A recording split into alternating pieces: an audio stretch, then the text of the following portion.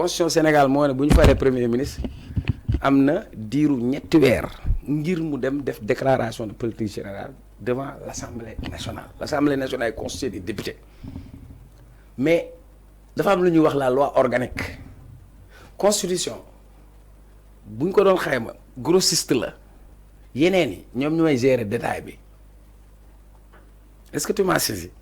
La constitution prime surtout.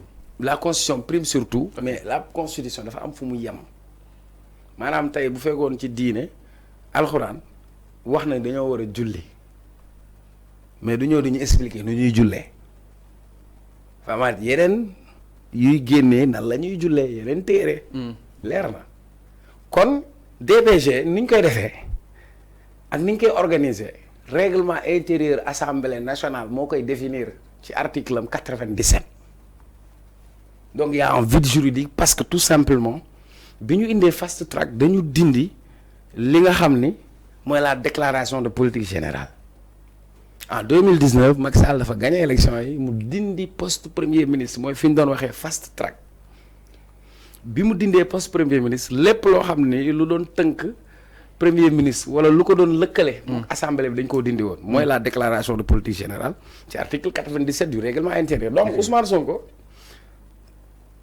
mënuma gëm ni amul volonté def ko parce que surtout du woon bind service am yëpp c'est le premier ministre du ñëw rek moom mu wax premier ministre mënul xam lépp dafa am ay ministère am ay secteur am ay direction ku si nekk mu ne la. ci sunu programme ci sunu gis-gis ci ni ñuy doxalee réew mi nag ma waajalal sa dossier ñooñu ñëpp bu ñu dajalee dossier loolu mooy nekk sa déclaration de politique générale mais nee na règlement intérieur bi loolu amu ci c'est-à-dire moom su ñëwee même bu ñu ko defoon motion de censure mënul jàll parce que existé wul dans le règlement intérieur ñu ne léegi nañ changer règlement intérieur bi moom bu ko waxee lundi midi une minute député yi bu fekkoon rek. leneen laxasuwu ci dañuy dem ñu def li ñuy wax proposition de loi modifiant le règlement intérieur ils l'ont pas fait ñu poser acte dindi nag débat d'orientation budgétaire bi ñu poser acte boobu ñu dem ba diir bi dem parce que kële wax na leen 15 juillet balaa boobu ñoom ñu ñëw ne dañuy def règlement intérieur yeesalaat léegi règlement intérieur pour permettre ko moom mu mën a ñëw moment bi ñuy def règlement intérieur même bu ñu defee loi dafa am lu tudd promulgation c'est pas parce que assemblée voté nañ loi rek. dafa am fu muy jaar. day dem ci conseil constitutionnel ñooñu saytu loi bi ndax respecté na constitution bi après président doog a promulguer il faut conseil constitutionnel joxe avis bu conseil constitutionnel joxe avis favorable président promulguer après ñu dugal ko journal officiel et quand on parle de journal officiel c'est pas le Soleil ou Walfadjri. Ça s'appelle le journal officiel. C'est là où on met les lois et les décrets. Moment boobu bi ñu def loolu président dugalal leen projet de loi donc il faut faire la différence entre projet de loi et proposition de loi. Une proposition de loi émane des députés. C'est une proposition de loi. Okay. S'il vient du gouvernement, c'est un projet de loi. Donc projet de loi pour dissoudre le Haut Conseil des collectivités territoriales. Le conseil économique et social. Maintenant, il faut aussi y a de la haute politique parce que le président, tout en sachant qu'il n'a pas une majorité, dafa dugal gars yi ci kàmb gars yi bu ñu nekkoon nante bu mu leen ko indilee li ñuy njëkk a def dañ naan ko ñun ay député Sénégal lañ ñëwuñu fii pour xajamal sa cere comme yow lii mooy sa mbëbët te lii mooy sa yéene dinañ la ci gunge mais dañoo braqué wu. léegi nag le fait que ñoom ñu braqué wu. mooy seen erreur fatale. mooy ils se sont tirés une balle au pied. Pour deux raisons. Ils ont donné le président un argument valable pour pouvoir dissoudre l'Assemblée nationale. Hein? Secondo, ils ont donné au président une opportunité politique pour montrer à l'opinion que ces députés ne sont pas là pour l'intérêt du Sénégal. Ces députés ne sont pas là pour xool man lu may dox ndax dinañ ci ànd ak man gunge ma ci wala ñu collaborer ak man. Ces députés ils se sont rebiffés ils se sont rebellés donc par conséquent Sénégalais yi dama bëgg ngeen accordé ma député yoo xam ne dinaa mën a li may mbëbët ak sama yéene ñu mun ma cee gunge donc le président loolu la ci réussir. Et moo tax dans son discours il l'a encore invoqué. Okay. Alors mu nekk jàngat bu am solo exactement taxaw seetlu par rapport ak li nga xam ne que moo di wàllu wu nu mel jëmale si li nga xam ne que moo di la décision du conseil constitutionnel toftal si aussi li nga xam ne que moo di DPG bu Ousmane Sonko mais quand même Cheikh Omar le président mi ngi chercher à justifier dañuy naan tout le temps que ni la sacralité de sa parole c'est important maanaam kaddu ki nga xam ne que moo di président. Alors ginnaaw ba ko Amadou Mame Diop rappelé que ni certes saisi nga ma pour avis mais bul fàtte que ni le 13 dénkoon nga ma exactement li nga xam ne que moo di wàccaayu déclaration générale bu Ousmane Sonko. Alors kaddu président ñuy jàpp ni dafa perdre exactement sa signature ñuy jàpp ni peut-être est-ce que c'est sa signature maanaam c'est une forme de titrail la ñuy jàpp ni est-ce que séddewul si ki nga xam ne que moo di face à Ousmane Sonko comment le comprendre par rapport ak la sacralité kaddu président lu mu amee solo mu koy doon expliquer que ni du sax ay naxaate mais jàpp na ni moo gën si askan wi concrètement. Waaw, ay kàddoom daal ça fait sujet à interprétation parce que vous en parlez de sacralité de la parole. Au-delà de parole du cadre bu yëkkati mais lu ñu xaatim la bind ko. mu jàpp ko maintenant il a donné ay raisons parce que moom jàpp na ni du woon parlementaires yi ñoo waroon jàpp ab date. C'était pas aux députés de choisir une date pour la déclaration de politique générale. Mais députés tontu nañ que ni y avait un vide. Même s'il y a un vide, non, même s'il y a un vide, ce n'est pas le rôle. Il ne faut pas que nous fassions une confusion des rôles. Chacun a son rôle, chacun a ses prérogatives. L'Assemblée nationale est allée trop loin pour décider ni mon moi diap date déclaration de politique générale. Je m'explique. Toujours la constitution avec la Tibet. Moi référence bi.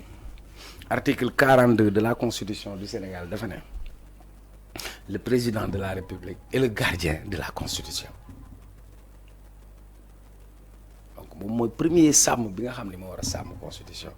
Et même buy def prestation de serment daf koy wax devant la nation sénégalaise de jure de remplir fidèlement la charge de président de la République, d'observer et de faire observer scrupuleusement les dispositions de la Constitution et des lois. Da koy waat. Et devant le Conseil constitutionnel. Donc c'est le président, conformément à l'article 42, qui est le gardien de la Constitution. 1. Secondo, l'article 84 de la Constitution donne la priorité et la primauté aux initiatives présidentielles sur les initiatives parlementaires. C'est-à-dire, député, bu dugalee ak mbir président dugal am mbir bi président dugal mooy nekk priorité kon dafay faase bale. mooy nekk priorité mais bi président dugal mu am cohérence jusqu'à la fin peut-être. dama ne. je parle droit waxuma leneen. je parle pas chinois droit la ak yow. non mën nga dégg ni loolu ngay wax ak man li ma lay wax logique la. dama ne la. article 84 dafa ne. président mooy am priorité ak primauté. c'est-à-dire bu député jëlee initiative président jël initiative président mooy féete mooy nekk bi ñuy jàpp en considération. par conséquent su président jëlee initiative de facto dafay annuler bële. moo tax motion de censure bi. jàllul tëb moo tax ñoom seen DPG bu ñu jëlee le 11 c'est-à-dire président bu ñëwoon ne annulé la le 11 benn bunt boobu la am mooy mu jàppaat beneen date pour éliminer date bële. et c'est ce qu'il a expliqué ça veut dire le fait que moom mu jàpp le 13 ñaari mbir la ci jublu woon pour wane ni dafay exercer toute la plénitude que le droit constitutionnel lui donne. c'est-à-dire bu ko defee taf day wan ni gars yi du yéen a ko war a def maa ko war a def. muy benn mais beneen bi le fait que moom mu def ko dafay annuler bële. est-ce que comprendre nga. ba tey am na sañ-sañ li ko constitution jox. donc su ko deful woon bële du annuler. voilà très bien c'est-à-dire si le président n'avait pas pris jàpp DPG le 13 Sonko day mën a ñëw le 11 te ñooñu waruñu ko woo ci xew moom xam nga li ma la est-ce que comprendre li ma la wax. ba pare bu jàppee le 12 pour tas ko.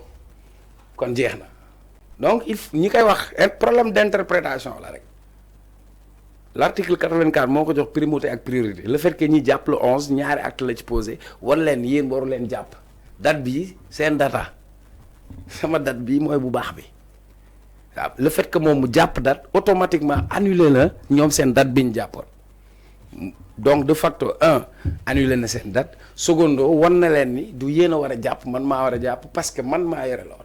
ba pare beneen bi constitution dafa ne le président est le garant de la bonne marche des institutions. Ensuite conseil constitutionnel dafa ne ko am nga sañ-sañ tas ko à partir du 12. kon su ko neexee mu tas ko le 12.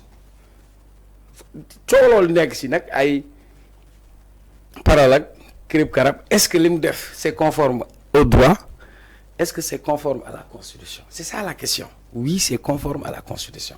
Maintenant, on peut interpréter du point de vue moral, du point de vue éthique. Ça, c'est un autre débat.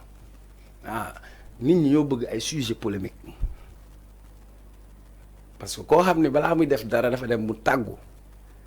donc laajte conseil concerné. conseil donc début xamoon nañu Ousmane Sonko du dem.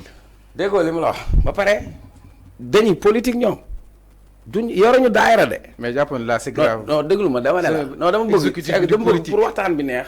ok il faut ñu ngi dégluwoon nag il faut nga nangu relance. waaw damay nangu relance mais dama bëgg pour waxtaan bi neex. duñ jël benn mbir rek cof ko. dañ koy jël ci. élargir ko dans son ensemble. c'est-à-dire dans son ensemble. boobu tey mi ngi yaatu mi ngi leer. waaw li mu bëgg waaw li mu bëgg comprendre. boobu tey mi ngi yaatu mi ngi leer. mais quand même Sonko ak Diomaye. xamoon nañu carrément te Sonko du dem. déggoo li ma la wax. dama ne la Sonko ak Diomaye yoruñu daayira dañuy politique mu leer ba pare. que Sonko dafa doon nëbbu si ginnaaw règlement intérieur bi peut-être. oh damaa bëgg nga déglu ma. c'est que yow nekkoo di ma relancer. mais da ngaa nekk pour orienter ma ci sama réflexion. non même pas. man bañ ko ma orienter ci réflexion moo tax ma bàyyi Sen TV. même pas. allez-y. personne m'oriente.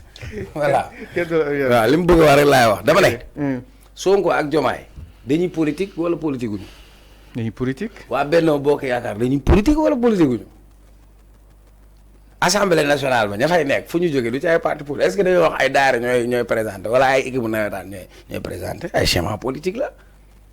wax naa la léegi mais déggoo ma dama ne la Diomaye dafa teg sax stratégie ci kaw mooy dafa jaxase gars yi ak sénégalais le fait que mu yëllëx leen benn ne leen conseil économique social baaxul HCCT baaxul te xamoon na ni gars yi duñ ko voté parce que moom amu fa mbooloo buy tax moom li mu bëgg mu jàll fa mais dafa bëggoon wane ñaari mbir que ñii nii intérêt réew mi yitteelu leen neel beneen bi ñii bu ma leen fi bàyyee wala bu ngeen leen fi tegee ëllëg lu ma bëgg a yëkkati dañuy bañ. contrairement ak li mu wax ci son discours Cheikh Omar contrairement ak li mu wax son discours sëñ bi. mais contrairement ak li mu ko expliqué son discours que ni xaalis ba fay génnee day demaat si yéen moo tax bu ko tas contrairement ak li nga wax nii. Fallou yow ban planète nga nekk. non contrairement non c'est-à-dire. non Cheikh Omar ñu lay. ñu lay saisir Fall poser cette question. Cheikh Omar ñu lay saisir da nga ne. Diomaye xamoon ne nit ñii duñ ko voté moo waral mu jël leen balance leen que ni voté leen li nga xam ne que moo di la suppression bu 16 ak bu HCCT. mais contrairement ak Diomaye lu mu wax nee na c'était pour xaalis boobu di fa def muy delluwaat si askan wi. waaw léegi concrètement waaw léegi.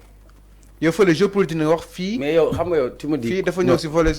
déglu ma sëñ bi. ok da nga dem concrètement. Diomaye dafa ne day tas au conseil des collectivités territoriales. ak conseil économique social. xaalis ba di delluwaat ñoom ñaar 15 milliards la. 15 milliards yi am na fu mu xaj te dëgg la. waaw si askan wi. ah du dëgg la. ñëpp nangu nañ loolu. mais dama ne la. dafa tendre gars yi piège da leen dugal ci ndëgg sërëx. dam yi parfois da ngay may waaj benn doom nga koy sexal mu lekk ko. nga dagg nga lekk ñetti doomam. dafa am jeu ak enjeu c'est différent. politique c'est de la stratégie. politique xel mu xóot la. planification la. parfois sa adversaire da ngay anticiper ci moom. da ngay xam moom. fu mu jëm situation bu nekk nan lay comporté woo. soo mënul am lecture boobu rek xamal ne yow cuune nga. est-ce que dégg nga dama ne la ci affaire bi waa Benno Bokk Yaakaar dañoo cuune politique. parfois nit dina la tendre piège sax nga wëlbati piège bi. Diomaye et Sonko ont réussi à leur tendre un piège. c'est-à-dire ñoom ñoo créé au conseil collectivité territorial ñoo créé waa Benno ñoo créé. créé conseil économique social ñoom ñoo créé ñëpp xam nañu amul njëriñ ñoom sax xam nañu affaire amul njëriñ. ok mais léegi Diomaye xam na ni assemblée bi 26 députés Pastef ñoo fa nekk.